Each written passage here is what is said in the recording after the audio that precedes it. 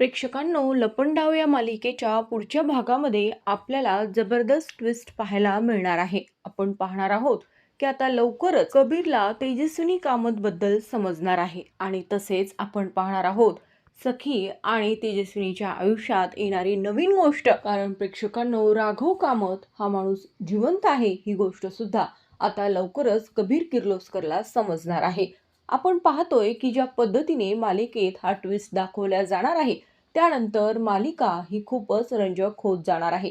कारण की ज्या गोष्टींची स्वप्न ही मनस्विनी पाहत होती, सरकार पाहत होती, ती स्वप्न तर कधीच पूर्ण होऊ शकत नाहीत.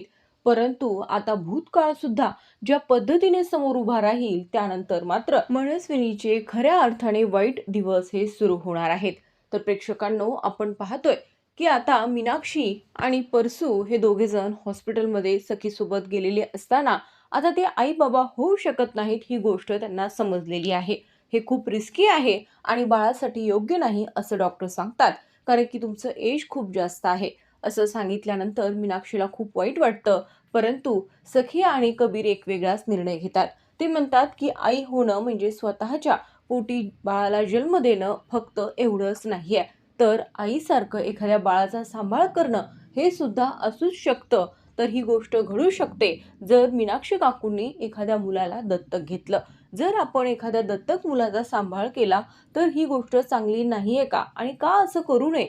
आणि त्यानंतर मात्र तिथे सरकार उभी असते. सरकारला खरं तर खूप आनंद झालेला असतो. कारण की आता मीनाक्षी ही कधीच आई होऊ शकत नाही.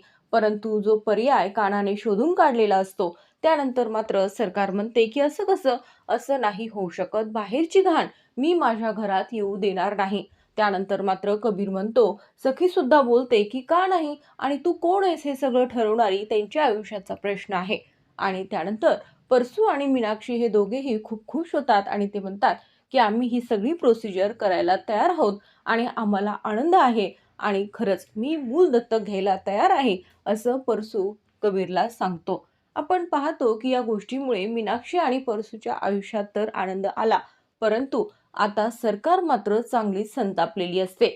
कारण की प्रत्येक गोष्ट तिच्या मनाविरुद्ध घडतीये आणि हे मी असं किती दिवस चालवणार असं मात्र ती विचार करत असते. आणि इकडे आपण पाहतो, जी महिला पैशामुळे आपल्या बाळाला ऍडमिट करू शकत नसते, त्या महिलेला तेजस्विनी कामतचा फोटो दिसतो पेपरमध्ये, जो कबीर किर्लोस्करने सांगितलेलं असतं. तिथे लिहिलेलं असतं 2 लाख रुपये इनाम आहे आणि त्याचबरोबर तेजस्विनी कामत ही हरवलेली आहे हे सुद्धा तिथे छापून आलेलं असतं. आणि त्यामुळे ती महिला पाहते, ती महिला ही तेजस्विनी कामत सोबतच राहत असते.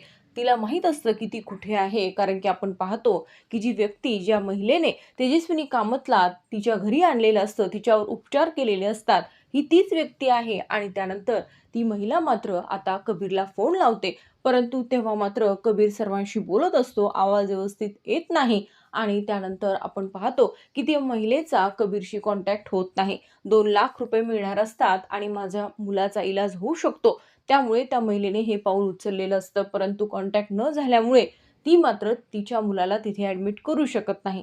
तिला खरं तर खूप वाईट वाटतं, ती रडत असते.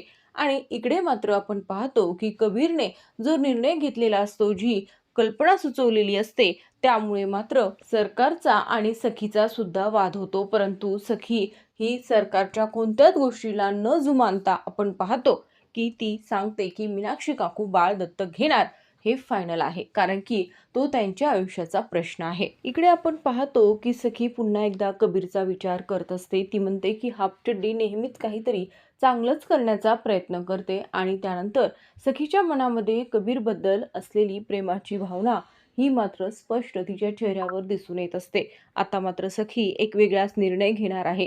कारण की आतापर्यंत ती फक्त सखी कामत म्हणूनच तिथे राहत असते. मनापासून तिने कधीच कबीरला ॲक्सेप्ट केलेलं नाहीये. कारण की कबीरने तिचा विश्वासघात केलाय असंच ती समजत असते.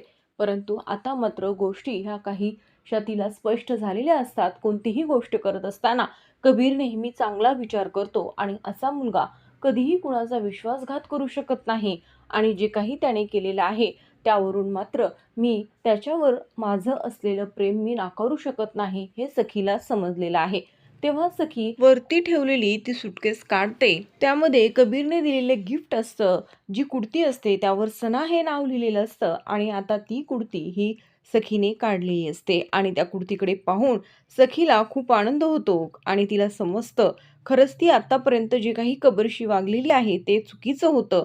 जे काही असेल मी ते समजून घ्यायला पाहिजे. तर आता आपण पाहणार आहोत की लवकरच सखी कबीर किर्लोस्कर होणार आहे आणि तेही तिच्या मनापासून. आणि इकडे आपण पाहतो की जी महिला आहे ती तिच्या घरी गेलेली असते. ती रडत असते. तेव्हा तेजस्विनी समजावते, "काय झालं? बाळ कसं आहे?" तेव्हा ती सांगते की "माझ्याकडे पैसे नव्हते आणि म्हणून मी बाळाला ॲडमिट करू शकले नाही." आणि तेव्हा तेजस्विनी म्हणते की "रडू नकोस, काही होणार नाही." आणि आपण पाहतो की तेजस्विनी स्वतःजवळ असलेली सोन्याची अंगठी ही तिला देते. तेव्हा मात्र ती विचारते की "ही अंगठी तुमच्याकडे कशी आली?" आणि तेव्हा तेजस्विनी सांगते की "ही माझ्या नवऱ्याने दिली होती आणि ही तुझ्याजवळ ठेव." ती म्हणते, "मी याचं काय करू?" आणि तेव्हा तेजस्विनी सांगते की "ही अंगठी तू मोडू शकतेस, तुला पैसे मिळतील आणि त्या पैशातून तू तुझ्या बाळाची चांगली ट्रीटमेंट करू शकतेस. तू त्याला हॉस्पिटलमध्ये ॲडमिट कर." असं म्हटल्यानंतर खरं तर त्या महिलेला खूप आनंद होतो. परंतु तिच्या मनामध्ये चाललेला जो गोंधळ आहे, जे प्रश्न आहेत, ती तेजस्विनी कामतला विचारते.